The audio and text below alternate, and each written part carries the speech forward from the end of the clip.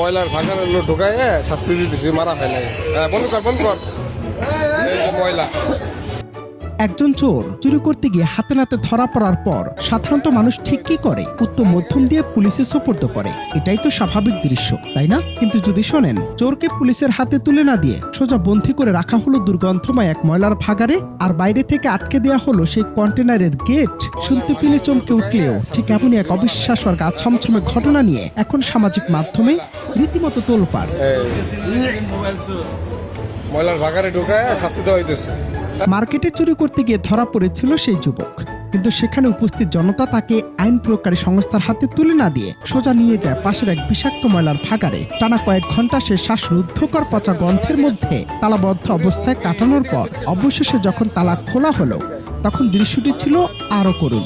গন্ধে ও গ্যাসে বমি করতে করতে ঢলে পড়ে অভিযুক্ত যুবক। পা ফেলার শক্তিটুকু যেন হারিয়ে ফেলেছিল সে। চোখ মেলা হয়ে উঠেছিল একেবারে অসম্ভব। ঘটনাটি ঠিক কোন অঞ্চলের বা কবেরকার তা শতভাগ নিশ্চিত হওয়া না গেলেও ভাইরাল ভিডিওটি ঘিরে নেট দুনিয়া এখন দুই ভাগে বিভক্ত।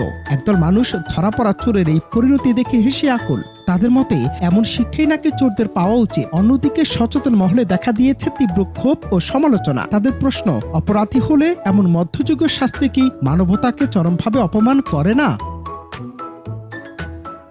অপরাধ যতই বড় হোক, দেশে যেখানে আইন এবং আদালত বিদ্যমান, সেখানে আইন নিজের হাতে তুলে নেওয়া কতটা যৌক্তিক? চুরির সাজা দেওয়ার এখতিয়ার জনগণের নয়, বরং আদালতের। চরম দুর্গন্ধের মধ্যে আটকে রেখে কাউকে মৃত্যুর মুখে ঠেলে দেয়া কি অমানবিকতার চূড়ান্ত রূপ নয়? এই ঘটনা কেবল এক চোরের পরিণতি নয়, বরং আমাদের আইন শৃঙ্খলা মানবিক বোধের উপরও এক বড় প্রশ্ন চিহ্ন দাঁড় করিয়ে দিল।